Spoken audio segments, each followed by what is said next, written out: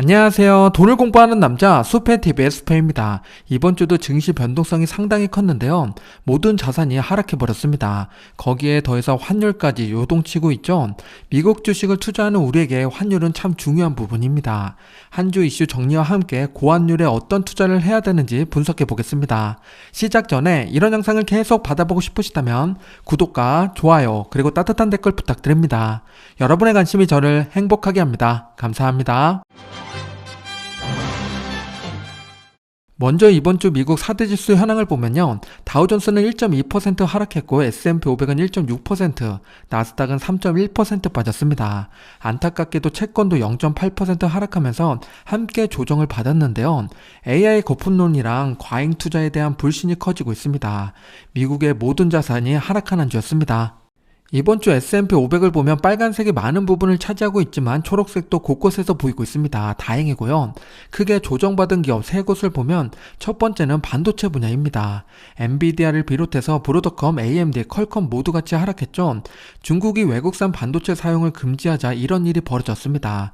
미국에서도 중국에게 반도체를 판매하지 않겠다고 맞불을 놓고 있는데요. 젠슨항은 저사양 블랙에를 중국에 팔아야 되는데 판매 불허 상태라서 아쉬워하고 있습니다. 두 번째는 팔란티어가 있는데요. 이번 주 11.2% 큰 폭의 조정이 나왔습니다. 실적은 좋게 나왔는데 전망보다 주가가 더 많이 오른 탓일까요? 마이클버리가 하락 배팅했다는 소식이 전해지자 공포 분위기가 형성되고 있습니다. 마지막 세 번째는 테슬라인데요. 5.9% 하락했습니다. 이번 주 주총에서 1조 달러 보상안이 통과됐는데 제로 소멸로 인해서 주가가 하락했습니다. 그런데 주주총회 내용을 보면 새로운 호재가 대거 등장했는데요. 테슬라 이야기는 뒤에서 자세히 보겠습니다.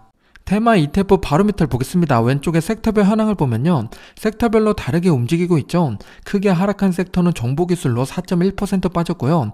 반대로 상승한 섹터는 에너지로 1.5% 올랐습니다. 리츠를 제외하고 섹터별로 어느 정도 키 맞추기가 진행되는 모습이죠. 가운데로 넘어와서 가치랑 성장을 보면 대형 성장주가 2.8% 하락하면서 가장 크게 조정받았습니다. 아래 배당 ETF 중에 SCHD를 보면 보합을 유지하는 한 주였고요. 오른쪽 위에 성장 ETF는 크게 상승한 만큼 조정도 시원하게 받는 모습입니다. 하락폭이 큰 건 AIQ가 가장 많이 빠졌고요. 4.6% 하락하면서 최고점 대비 하락률 5.7%까지 키워졌습니다. 성장 ETF 중에서 하락 방어가 잘 되는 테마는 클라우드랑 사이버 보안이었습니다. 바로 아래 혁신 ETF에서는 지난주에 원전이 가장 크게 올랐었는데 이번 주는 반대로 가장 크게 빠졌습니다. 하락폭이 장난이 아니죠. 12%나 조정이 나왔는데요. 원전 쪽은 이제 투자 단계이기 때문에 실적이 부실해서 조정을 크게 받았습니다. 비트코인도 추가 하락이 발생됐고요. 미래 비전이 변하지 않는다면 지금이 기회일 수 있겠습니다. 클라우드 최강자는 역시 아마존이죠. 점유율을 보면 29%로 여전히 독보적인 1위를 차지하고 있습니다. 오른쪽을 보면 클라우드 시장의 매출 성장이 얼마나 가파른지 볼 수 있는데요. 2023년도에 주춤하는가 싶었는데 작년과 올해 성장성을 계속 높여가고 있습니다. 특히 올해가 큰 투자가 있었던 만큼 매출도 역대급이죠. 4천억 달러를 넘어설 것으로 판단하고 있습니다. 4분기에도 기대하며 지켜봐야겠습니다. 빅테크와 고배당주의 최고점 대비 하락률을 보면요. 왼쪽에 빅테크를 먼저 보면 최고점 대비 하락률 10% 넘는 기업들이 꽤 많이 등장했습니다. 엔비디아, 마소, 메타, 테슬라, 넷플릭스, 팔란티어가 있고요. 이 중에서 이번 주 하락폭이 큰 기업은 메타와 팔란티어였습니다. 특히 메타는 고점 대비 하락률이 20%가 넘었는데요. 관심 있게 지켜봐야 될 순간이 왔습니다. 오른쪽에 고배당 종목을 보면 희비가 엇갈린 종목들이 보이고 있는데요. 엑슨모빌은 2.3% 상승했고 로키드 마틴은 5.4% 하락했습니다. 로키드 마틴은 올해 F-35 전투기를 125대에 인도하기로 했었는데 97대로 크게 줄이면서 주가가 빠졌습니다. 엑슨모빌은 꾸준히 저점을 높여가고 있는데요. 차트를 잠깐 볼게요. 올해 4월 관세 이슈로 모든 주식이 급락이 나왔었고 엑슨모빌도 마찬가지였습니다. 그 뒤로 7개월 동안 저점을 계속 높여오고 있는데요. 아쉬운 것은 조금이지만 고점도 약간 내려왔다는 겁니다. 조만간 삼각 수렴하는 구간에 도달하게 되겠죠. 엑슨모빌의 분기점이 될 수 있으니까 유심히 지켜봐야겠습니다. 현재 엑슨모빌의 배당률은 3.6%니까 참고해 주시기 바랍니다. 주가와 환율을 함께 놓고 볼게요. S&P 500은 1.6% 하락했고 환율은 1.9% 상승이 나왔습니다. 주식을 그대로 들고 있었다면 0.3% 상승하는 한 주였는데요. 다행히 환율 덕분에 우리 계좌는 방어가 됐습니다. 현재 환율은 1,458원으로 꽤 많이 올라와 있죠. 환전하기에 부담스러운 가격이 되어버렸습니다. 해외 종목 매매 현황을 보겠습니다. 왼쪽 순매수 리스트를 보면 1위가 메타인데요. 금액이 6,990억 원이나 됩니다. 정말 강력한 매수세가 붙었는데요. 더 신기한 것은 메타 한 종목이 아니라 레버리지 상품까지 탑10에 3개나 들어있습니다. METU는 메타 2배 레버리지 상품이고 FBL은 메타의 1.5배 상품입니다. 세 종목을 모두 합하면 1조 1,365억 원의 순매수가 들어왔는데요. 저점 매수하는 국내 투자자분들의 자금력이 정말 대단합니다. 오른쪽에 매도 종목을 보면요. 1위를 차지하고 있는 것이 SOXL 반도체 ETF인데요. 금액을 보면 SOXL을 팔고서 메타를 매수한 것처럼 보입니다. 과연 메타는 지금 어떤 상황인지 바로 뒤에서 차트를 보겠습니다. 지난주 실적 발표 때 주가가 크게 하락했었죠. 750달러 하던 주가가 660달러까지 하루 만에 내려왔습니다. 그 뒤로 계속 하락이 나오고 있는데요. 현재 621달러까지 내려왔습니다. 끝을 모르고 하락하고 있었는데요. 다행히 금요일에 밑꼬리를 달고 올라와줬습니다. 망치 모양이 매력적인 모습인데요. 다음 주 반등이 이어진다면 바닥이 형성될 겁니다. 현재 악재로 작용 중인 문제는 크게 3가지가 있죠. 이 문제들이 해결되면 V자 반등도 기대해 볼 수 있겠습니다. 기대하면서 지켜볼게요. 국내 상장된 해외 ETF의 매매 현황을 보겠습니다. 여전히 매수 종목에서는 지수 ETF가 많은 비중을 차지하고 있고요. 테마로 넘어와 보면 AI 전력 인프라, AI 테크, 체코노랍의 매수가 많은 한 주였습니다. 반대로 오른쪽 매도 종목을 보면 AI 전력, 양자 컴퓨팅, 반도체, 테슬라의 매도가 많았는데요. 증시가 조정을 받자 누군가는 기회라고 매수하고 있고 누군가는 버블이라고 매도하고 있습니다. 같은 상황인데 어떻게 바라보느냐에 따라서 완전히 다른 결정을 하게 되는데요. 우리 구독자분들은 어느 쪽인 것 같나요? 저는 아직 거품의 정점은 아니라고 생각되는데 구독자분들의 생각이 궁금합니다. 댓글 남겨주시면 감사하겠습니다. 이번 주 거래가 많았던 AI 전력 ETF의 정보를 보면요. 오른쪽 기업을 보면 유망한 AI 전력 기업들이 대거 포진되어 있습니다. 최근 한 달의 수익률을 보면 10개 중에 7개가 마이너스를 기록하고 있죠. 하지만 연초부터 지금까지의 수익률을 보면 단 하나도 마이너스가 없습니다. 그동안 거침없이 올랐기 때문에 조정도 당연한 결과인 듯한데요. 테마가 무너지지 않았다면 지금이 기회일 수 있고 빅테크가 투자를 멈추지 않는 한 우리도 시장을 떠나지 말고 유심히 지켜봐야겠습니다. 매주 매매 현황을 정리하다 보니까 이번 주에 조금 특이한 움직임을 포착할 수 있었는데요. 해외 직투 순매수 금액을 보면 지난주 대비 이번 주 격하게 증가했죠. 1조 원 정도 더 많은 매수가 일어났습니다. 그런데 국내에 상장된 해외 ETF의 순 자산을 봤더니 반대로 줄어들었습니다. 둘 다 동일하게 미국 시장에 투자하는 자금인데요. 직투는 늘고 국내 ETF로 투자하는 자금이 줄어들었습니다. 그만큼 개별 기업, 종목에 가대 납폭이 발생돼서 기회로 생각하고 투자자분들이 많이 몰렸다는 이야기겠죠. 그 중에 대표 종목이 메타였습니다. 비만 치료제 기업은 1111이랑 노보노디스크가 양대 산맥이죠. 2020년부터 현재까지의 주가 차트를 보면 23년도까지는 둘 다 가파르게 성장을 보여줬습니다. 그러다가 2024년부터 지금까지 둘은 다른 사업을 하듯이 차트가 갈라졌는데요. 노보노디스크는 주가가 반토막 났는데 1112는 신고가 근처에 있습니다. 이 모든 게 미국 우선주의를 외치는 트럼프 때문일까요? 합리적인 의심을 해보게 됩니다. 2020년부터 현재까지의 환율 차트를 보면 1430원이 넘었던 순간은 2022년과 작년 그리고 올해가 있습니다. 정고점을 높이고 근처에 머무는 시간이 점점 늘어나고 있는데요. 1,500원을 넘어도 이상하지 않는 차트가 되어가고 있습니다. 이런 비싼 환율을 보면 환전해서 미국 주식을 투자하기 꺼려지기도 하는데요. 지금 환전해서 투자해도 괜찮은 걸까요?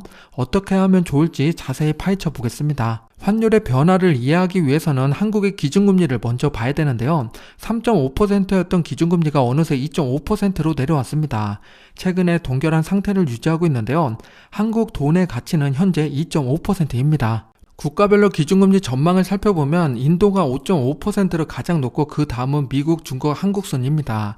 미국이 4%이고 한국이 2.5%여서 원화보다 달러의 가치가 더 높게 평가받고 있습니다. 조금 더 쉽게 설명을 드리면요. 1,000만원을 원화 예금에 넣게 되면 25만원의 이자를 받게 되고요. 미국 달러에 넣게 되면 40만원의 이자를 받게 됩니다. 달러의 가치가 15만원만큼 더 높다고 평가할 수 있겠죠. 이게 환율의 차이를 만들게 됩니다. 이렇다 보니까 투자자 입장에서 보면 한국보다 미국 투자를 더 선호하게 되고 원화보다 달러를 선호하게 되면서 원화의 가치는 하락할 수밖에 없었습니다. 그런데 다행히도 올해 한국 증시가 상당히 큰 상승을 보여줬는데요. 외국인 투자자들도 국내 투자를 많이 했습니다. 올해 코스피 수익률이 64.8%나 올랐죠. S&P 500이 14.7%인 걸 감안해보면 올해 국내 시장은 정말 큰 상승을 보여줬습니다. 코스닥도 마찬가지죠. 이런 와중에 최근 미국 증시가 조정을 받고 있는데요. 외국인 투자자라면 한국에서 수익을 챙기고 미국 증시로 넘어가고 싶은 마음이 생기게 됩니다.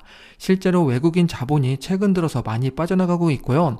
한국에 재투자하는 게 아니라 환전까지 하다 보니까 환율이 오를 수밖에 없었습니다. 지금까지의 내용을 정리해보면 원달러 환율이 올라서 해외 직투하기가 꺼려지는 상황이지만 조정받은 미국 주식으로 넘어가는 투자자가 많은 상황입니다. 큰 돈은 이미 움직이고 있는데요. 환율이 높다 보니까 고민하는 분들이 많으실 것 같습니다. 그럼 과거에 환율이 높을 때 미국 주식은 어땠는지 보겠습니다. 환율이 1445원까지 올라갔던 2022년 9월을 보면 그 뒤로 환율이 떨어졌죠. 고점이 맞았습니다. 이때 환전했다면 누구보다 비싸게 환전을 하는 건데요. 환율이 주춤했던 2024년 달러를 보면 7.9% 하락을 기록하고 있습니다.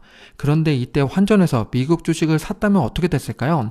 나스닥은 65% 올랐고 S&P 500은 41% 상승했습니다. 환율 7.9% 하락은 귀여운 수준인 거죠. 지금의 상황도 크게 다르지 않을 겁니다. 환율은 높지만 그보다 투자하려는 기업 혹은 ETF의 본질을 보고 저평가됐다면 그게 더 옳은 선택이 됩니다. 미국 달러 투자 방법은 크게 세 가지가 있는데요. 달러 예금, 미국 채권, 미국 주식이 있습니다. 현재 환율이 높기 때문에 달러 예금에 투자하는 건 오히려 리스크가 크죠.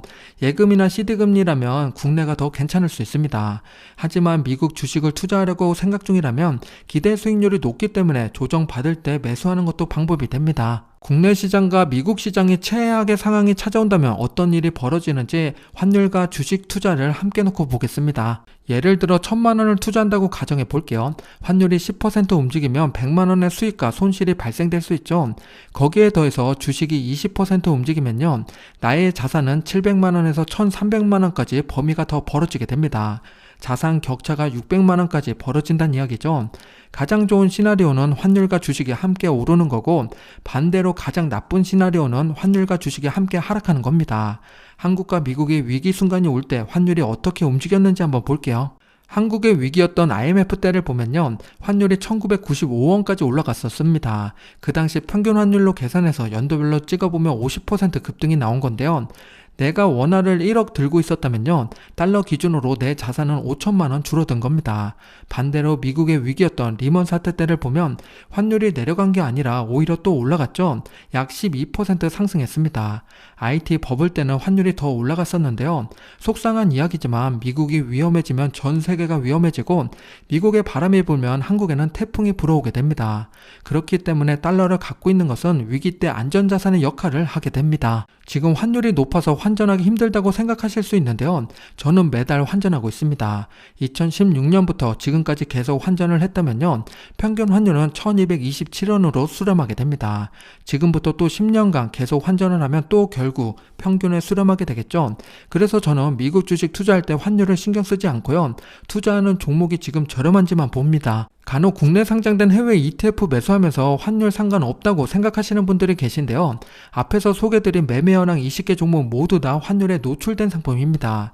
이번 한 주 동안 환율이 1.9% 올랐으니까 종목 상관없이 1.9% 오른 겁니다. 종목명 뒤에 H라고 적혀 있어야 환율에 노출되지 않는 해지 상품이니까 참고해 주시기 바랍니다. 그럼 지금 어떤 종목을 매수하는 게 좋을까요? 최근에 개별 기업가 ETF 콘텐츠를 소개 드렸었는데요. 피지컬 AI에 어울리는 로봇, AI 데이터 센터 필요한 전력, 저평가된 배당 우량주입니다. 이 영상들은 아래 고정 댓글을 남겨드릴 테니까요.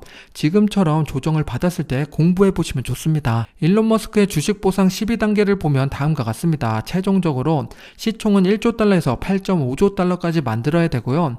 영업이익을 170억 달러에서 4천억 달러까지 끌어올려야 됩니다. 저보고 500만 구독자를 달성하라는 것과 마찬가지 미션인데요. 상상하기 어려운 목표를 KPI로 설정한 머스크입니다. 그럼 이제 중요한 것은 어떻게 시총을 8.5조 달러까지 만들겠느냐 이거겠죠. 이번 주주총회에서 많은 힌트를 줬는데요. 테슬라의 현재 성과, 옵티머스, 로보택시, 에너지 인프라 등 다양한 이야기가 나왔습니다. 바로 뒤에서 내용을 정리해 볼게요. 주주총회에서 일론 머스크가 이야기한 건 크게 7가지가 있는데요. 이 중에서 제가 중요하게 봤던 것은 옵티머스와 로보택시였습니다. 일론 머스크는 옵티머스가 역대 최대 제품이 될 거라고 자신감을 표현했고요. 앞으로 휴머노이드 로봇 시장은 휴대폰보다 더 큰 시장이 될 거라고 합니다. 프리먼트 공장에서 연 100만 대 생산 라인을 구축할 거라고 하고요.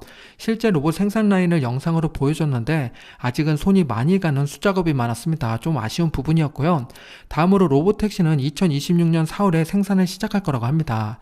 AI 칩이 탑재된다고 이야기하는데요. 직접 만들 수도 있다고 합니다. 사이버캡에 XAI가 탑재되면 어떻게 될지 벌써 기대가 됩니다. 추가로 일론 머스크의 또 다른 야심작 스페이스X에 관련된 칼럼이 있어서 가지고 왔습니다. 우리가 스페이스X에 직접 투자할 수는 없지만 ETF로 투자할 수 있는 방법이 3개 있다고 하는데요. 내용을 보면 3개의 ETF는 다음과 같습니다. ARKVX, XOVR, DXYZ가 있는데요. 3개의 ETF를 조금 더 자세히 보겠습니다. 우선 스페이스X 투자 비중을 보면 DXYZ가 37%로 압도적으로 높고요. 자산 규모를 보면 XOVR이 가장 큽니다. 국내에서 투자할 수 있는지 검색을 해봤더니요. ARKVX는 상장 ETF가 아니라 사모 벤처 자본 성격이 강한 상품이었습니다. DXYZ는 폐쇄형 투자로 투자 종목과 비중은 실시간으로 확인할 수가 없었고요. 그나마 XOVR이 상장된 ETF로 유일하게 스페이스X를 담고 있었습니다.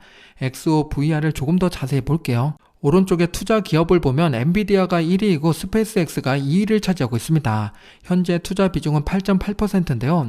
종목 구성을 보면 혁신 기업이 많고 탑10 외에 기업을 보면 비상장 기업들이 있습니다. 즉 성장주와 비상장주를 함께 투자하는 ETF인 건데요.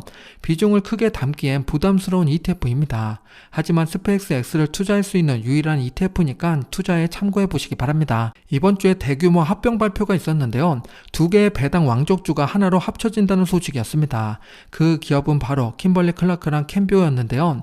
아침 뉴스로 소개드렸던 내용인데 조금 더 자세히 보겠습니다. 합병 발표가 나오자 킴벌리 클라크는 폭락하고 캠뷰는 급등이 나왔는데요. 그 이유는 프리미엄을 46%나 주고 인수하겠다고 발표했기 때문입니다. 둘이 합병되면 글로벌 건강, 웰빙 시장의 새로운 강자로 탄생이 되는데요. P&G 다음으로 몸집이 큰 기업이 될 겁니다. 아직 시간이 많이 남았지만 벌써 기대가 됩니다. 현재 둘의 배당률을 보면 신기하게도 5%로 동일해졌죠. 앞으로 합병할 때까지 이 배당률이 비슷하게 이어지지 않을까 싶은데요. 즉 배당률이 한쪽이 높아지면 저평가됐다고 볼 수 있겠습니다. 연속 배당 증가 연수를 보면 53년, 63년으로 대단히 신뢰를 많이 쌓은 기업이라고 볼 수가 있죠.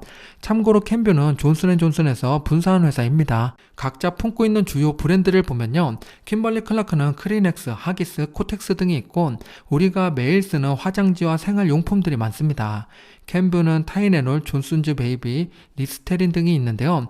정확한 시간 테이블이 나오면 다시 합병 이야기를 말씀드리겠습니다. 지금까지 나스닥이 고점이고 거품이라고 생각하시는 분들이 많으시죠? IT 버블 때 나스닥을 보면 795% 상승이 났습니다. 현재 512% 상승에 머물러 있는데요. IT 버블 때보다 AI가 더 강력하다고 생각이 된다면 지금은 그 중간쯤에 와 있다고 봐도 되겠죠? 버블 신호가 포착되면 바로 말씀드리겠습니다. 구독과 알람 설정 해놓으시면 빠르게 받아보실 수 있습니다. 다음 주 배당 기업을 보겠습니다. 11월 10일부터 21일까지인데요. 폴, 타겟, 스타벅스, 엑슨모빌, 쉐브론 등이 있습니다. 배당 투자자 분들은 참고하시기 바랍니다. 다음 주 주요 일정을 보겠습니다. 아직 실적 발표를 하지 않은 기업들이 있죠. 옥시덴탈, 시스코 시스템, 서클, 디즈니월드 등이 있으니까요.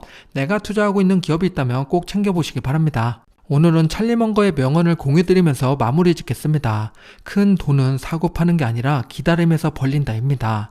작은 부자가 아닌 큰 부자는 기다림의 깊이도 깊어야 된다는 이야기인데요. 우리도 큰 부자가 되기 위해서 기다림을 습관처럼 가져보자고요. 잠깐 이벤트 보고 오겠습니다. 적립식 투자를 하고 있는 우리에게 좋은 이벤트가 있어서 소개드립니다. 삼성 자산운용 코덱스 ETF의 미국 대표 지수를 매수 인증하면 경품을 주는 이벤트를 진행하고 있는데요. 두 상품 중 하나라도 한 주 이상 매수하면 됩니다. 정말 쉽죠? 게다가 이번 이벤트는 일회성으로 끝나지 않고 5개월 동안 매달 참여할 수 있습니다. 미국 대표 지수 ETF로 미국 주식을 시작하시는 분들이나 수페 챌린지로 꾸준히 모아가시는 분들이 참여하면 좋겠네요. 장기 투자와 경품 혜택을 동시에 챙길 수 있는 기회입니다. 경품으로 배달의 민족 상품권 3만원권을 드리는데요. 월 200명씩 내년 1월까지 총 1000명이 당첨되는 이벤트입니다. 5번의 기회가 있으니 확률이 더 높겠죠? 우리 구독자분들이 꼭 당첨되기를 기대해보겠습니다. 참여 방법은 아래 고정 댓글을 확인해주세요. 오늘 영상이 마음에 드셨다면 구독과 좋아요 부탁드립니다. 즐거운 주말 행복한 시간 보내세요.